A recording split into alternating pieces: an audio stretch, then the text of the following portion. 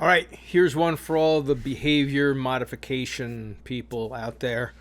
This is the most common mistake that's really detrimental to dogs that I see.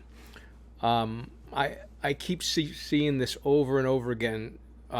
Trainers get a dog that's aggressive to people or dogs, or just scared. Um, um, and it's the trainer will say that they need to fix this and they need to open up the dog's world. They need to give them a bigger world to live in. As if they're kind of shut in right now and their world is really small and they need to expand that world. And they say that as if it's universally positive for all dogs. Okay? What you should focus on is figuring out who that dog is first and what's the best thing for that dog. Okay, I'll give you a quick example and I'll use myself. Okay, I'm not going to tell the whole story about me, but um, um, I my whole life, okay, I was shy. I didn't like crowds. I didn't like going out, that kinds of stuff. And my whole life I tried to fix myself because I was constantly told that that you need to do those things and you need to change and you need to, be an extrovert, right? And you're told that by extroverts, of course, right? So for my whole life, most of it, I pushed myself and I forced myself, and for decades I just did things I hated because eventually I was going to change, right? And I was going to expand my world because God forbid I lived in a smaller world that I actually enjoyed. Right? Because people who need that external, that huge external world, that enjoy that, cannot believe that somebody else may be different from them, and they do not want that, they do not enjoy that, they're never going to change. And the best thing for them is to have a smaller environment, a smaller world that they function incredibly in and are happy in. And when I gave up on the bullshit of trying to change myself and started to live in a world where I was happy in, I was happier. Dogs are the same way. Do you really believe, because you are an extrovert and you've bought into this thing, that all dogs need to have this massive world, this huge world where they go out in public and they go do these things and they're social and all of these things? They need to meet people. They need to meet dogs, or just go into all of these social situations in public.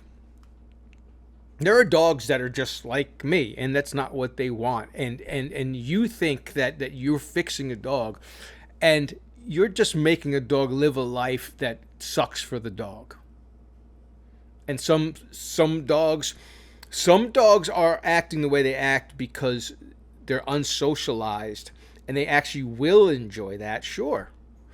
But there's a lot of dogs that just do not enjoy that. They don't want that. Leave them the hell alone. Give them the smaller world, and they're happy there. I have all kinds of dogs, and they're different. And your job is to figure that out, not just to be the person that every dog is better off if you expand that world. That's just not true. That's not true. So spend a little time, if you know how, and figure out the dog and see who that dog is, genetically, of course, and what's going to be the best for that dog. Believe me, it's not always trying to expand the dog's world. Make them happy in a smaller world, and a lot of times that's what that dog's genetics are, and that dog will completely change if you do that and don't keep picking at the sore and bringing it out. Even if you get the dog to stop reacting, to stop trying to bite people or dogs or whatever it is, it doesn't mean that the dog wouldn't rather be doing something else, right? I always use the example too about trainers with all these behaviors, constantly having dogs do behaviors, and they're like, "Oh, the dog wags his tail, he likes it, this and that, blah blah blah blah blah." And it's like, well, the dog likes the reinforcement you gave it for doing that. The dog doesn't actually like to do that thing, but you see like a Malinois doing some circus tricks, right? Oh, he likes to engage with me and this and that. Are you telling me Malinois that's,